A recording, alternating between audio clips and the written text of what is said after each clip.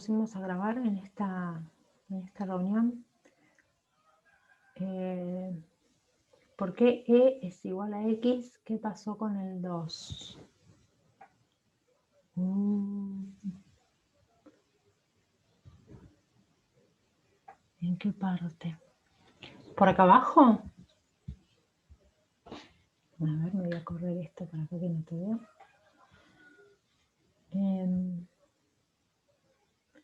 Justo al final. ¿De este lado?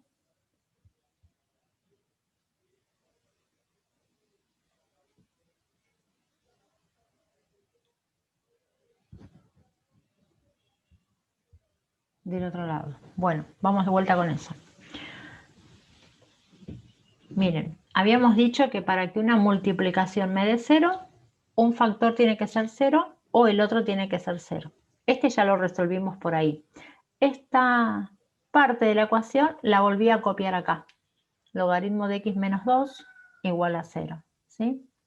Bueno, ¿cómo hago para despejar x de ahí? Decimos que el logaritmo natural de x, despejando el 2 para este lado, lo escribo así. Bueno, ¿y cuánto vale x? Tener esto escrito así es lo mismo que tener escrito logaritmo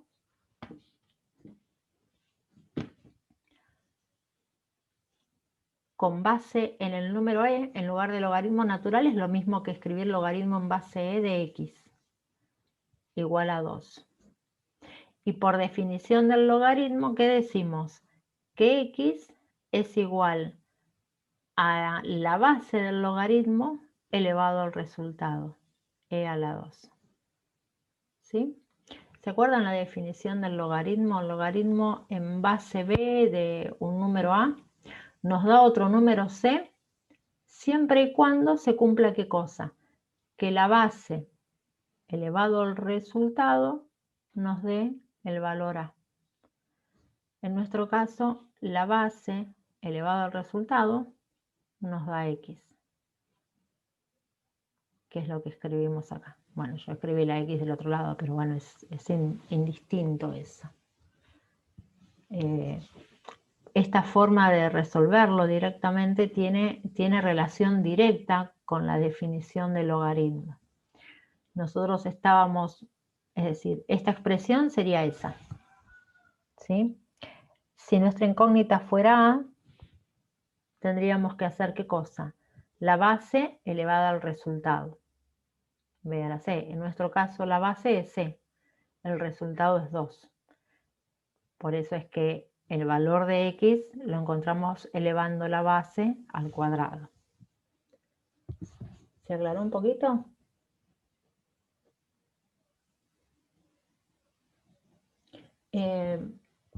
Mauro, ¿no entendiste cómo pasó a...? Ah, dale. No, por nada. Ahí vamos. Quiero correr. Ahí está, que me estaba tapando justo lo que está haciendo. Vamos ahí. Mira. Como nosotros acá tenemos el logaritmo de x elevado al cuadrado, voy a sacar los paréntesis, a lo mejor los paréntesis de ahí los confunden. Fíjense, logaritmo de x al cuadrado. Si yo tuviera un número, 12 al cuadrado, ¿qué hacíamos? 12 por 12. Bueno, acá yo tengo logaritmo de x al cuadrado. Entonces me queda logaritmo de x por logaritmo de x. ¿Está bien? Lo único que hice fue distribuir esa potencia. En este término copié todo igual. Ahora, como yo me doy cuenta que tengo, acá le voy a sacar el paréntesis para que les quede igualito en todos los términos. Tengo logaritmo de x por logaritmo de x y acá también tengo logaritmo de x. Entonces digo, bueno, logaritmo de x se está repitiendo, es un factor común. Como es un factor común a este término y a este término, ya sea porque está acá o porque está acá, lo voy a sacar como factor común de los dos términos. Lo escribo una sola vez y digo, bueno, para volver a obtener lo mismo, ¿qué me está faltando? Y me está faltando otra vez el logaritmo de x, ¿sí?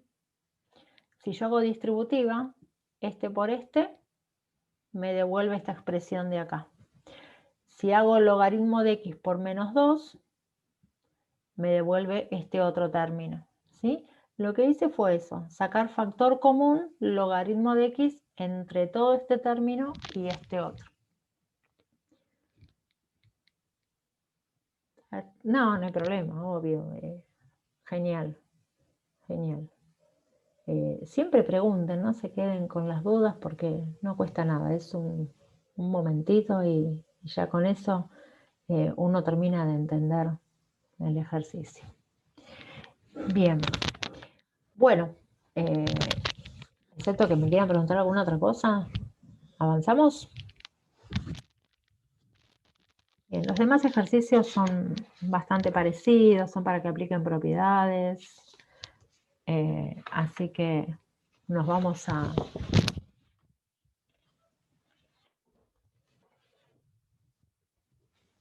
En este caso, sí, lo que yo dije que no era necesario era transformar esto que está al cuadrado como logaritmo de x por logaritmo de x.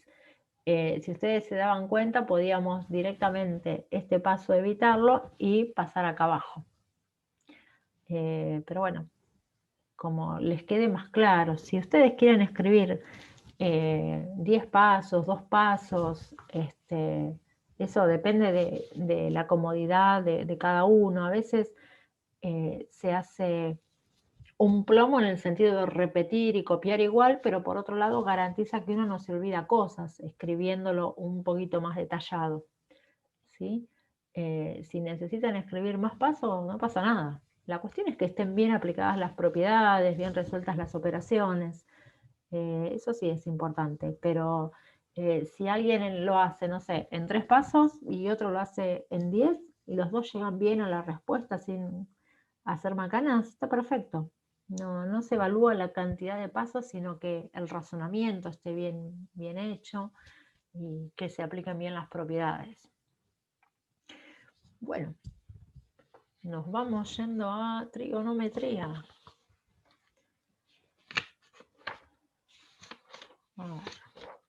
Acá. Nos vamos con el práctico 6, que es el que tiene 5 ejercicios nada más. Y ya nos metemos con trigonometría. Voy borrando.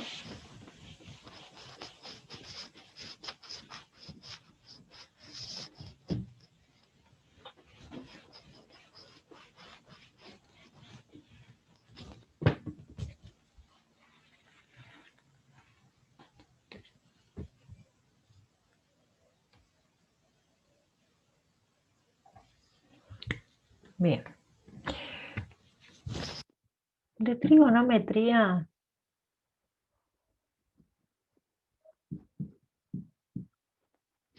¿qué tenemos que saber?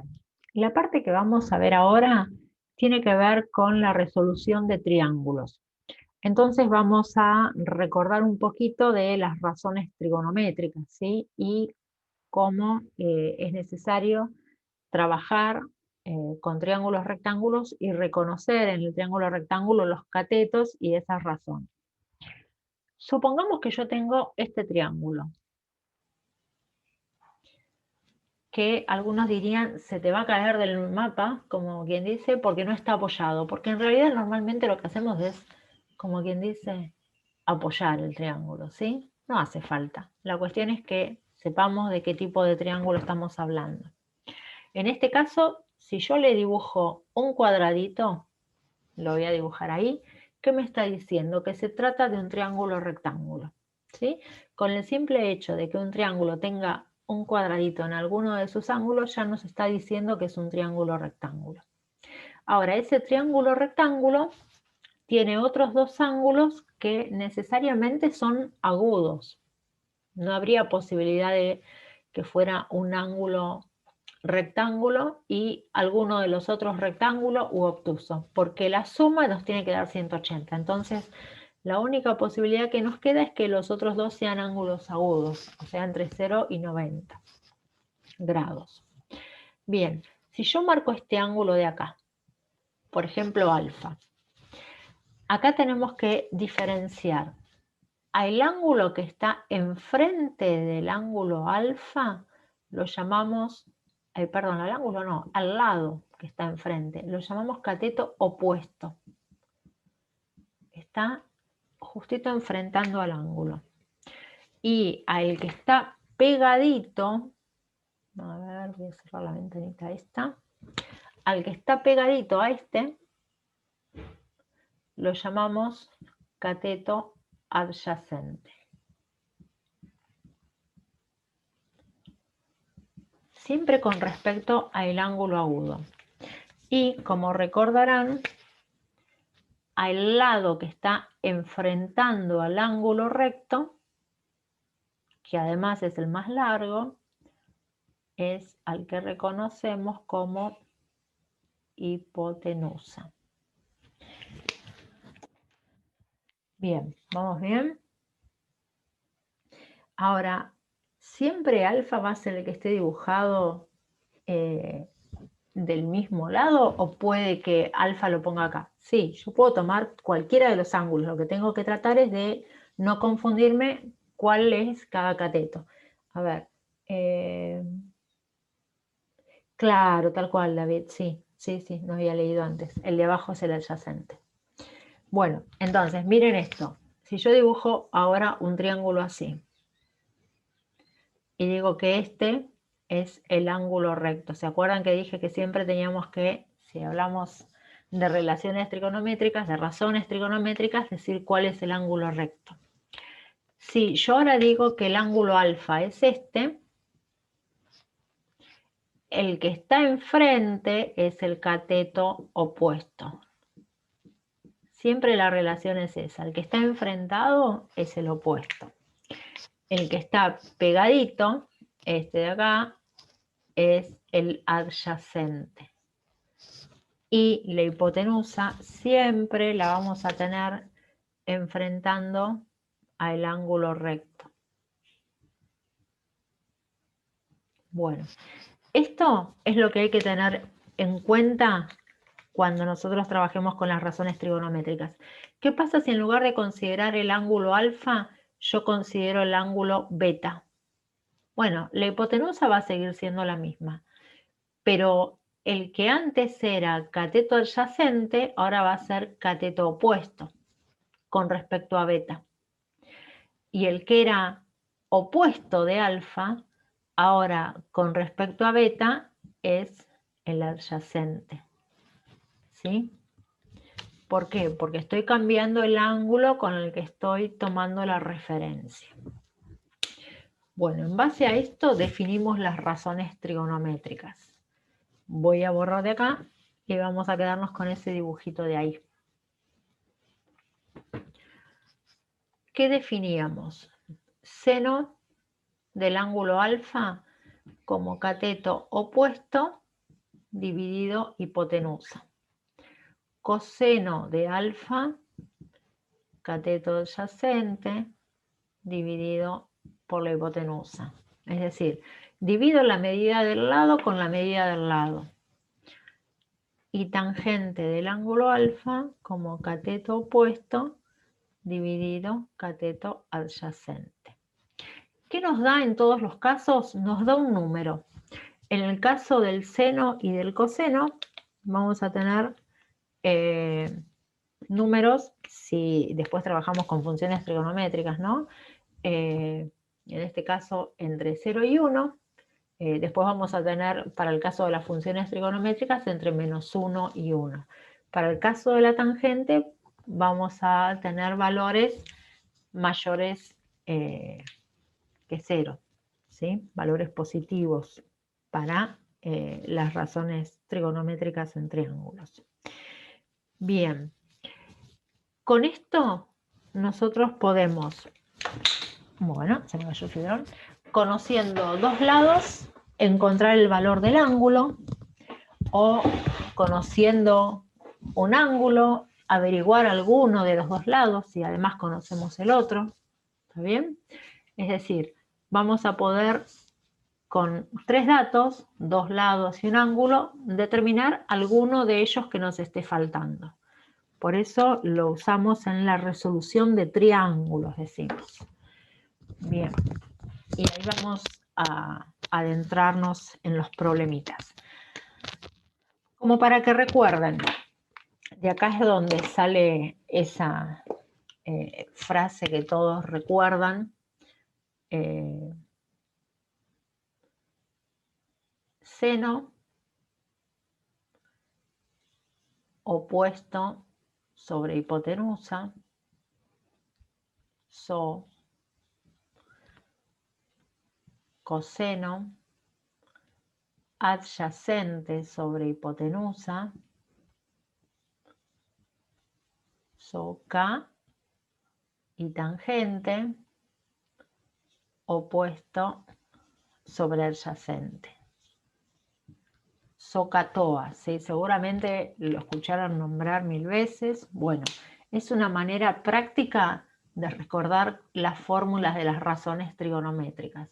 Sabemos que seno es el opuesto sobre la hipotenusa, coseno, adyacente sobre hipotenusa, tangente, opuesto sobre adyacente.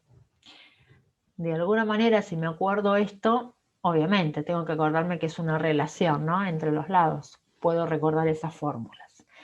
Cuando trabajemos con la calculadora, acá tenemos que ver que la calculadora esté en DEG o D, según la máquina, ¿sí? Una o la otra, algunas dicen DEG, otras solamente la D. Cuando trabajamos con triángulos, para resolver triángulos, con las razones trigonométricas. Acá no estamos trabajando con funciones. Después ya en los otros prácticos van a ver que vamos a trabajar con funciones. Bien. Vamos con alguno de los ejercicios. Borro acá.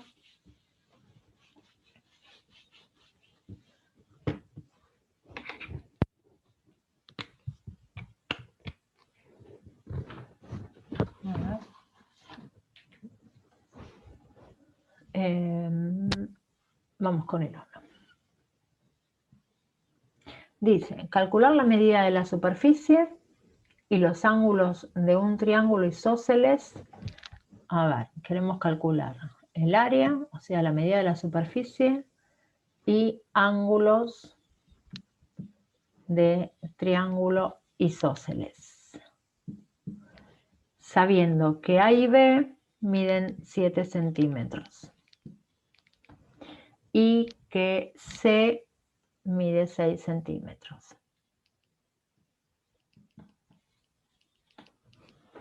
Bien.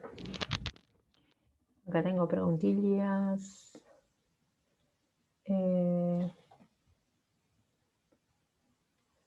Dice, acá dice DEG y D para las calculadoras, ¿sí? En el sistema que tenemos que tener seteada la calculadora. A ver si ahí se ve mejor. Muy bien. Vamos a hacer un dibujito que nos ayude a trabajar con esto, ¿sí? Tenemos un triángulo isósceles, donde nos dice que 2 lados son iguales, A y B, por ejemplo, este y este. Con esas marquitas lo que estoy diciendo es que la medida de los dos son exactamente iguales, ¿sí? Esto mide 7 centímetros y esto mide 7 centímetros. Y además sabemos que el otro lado, que sería este en este caso, mide 6 centímetros. Lo que nos está pidiendo es calcular el área y los ángulos. Alfa, que va a ser igual que este otro, porque si este lado y este lado son congruentes, bueno, los ángulos también lo son en este caso, ¿no? Y nos pide también este otro ángulo, que le vamos a poner beta. La cuestión, ese beta me quedó medio fulero. La cuestión es que si queremos calcular el área, no sabemos cuánto mide la altura. ¿Por qué? Porque se acuerdan que área del triángulo es base por altura dividido 2. Bueno, la base la tenemos, pero la altura no. Es decir, esto, que es la altura siempre es la perpendicular a la base que pasa por el vértice opuesto, ¿no? Esta altura nosotros no la conocemos. ¿Qué hacemos entonces? Fíjense. Uy, ahí me perdí el comentario. Tal cual, perfecto, Walter. Hacemos dos triángulos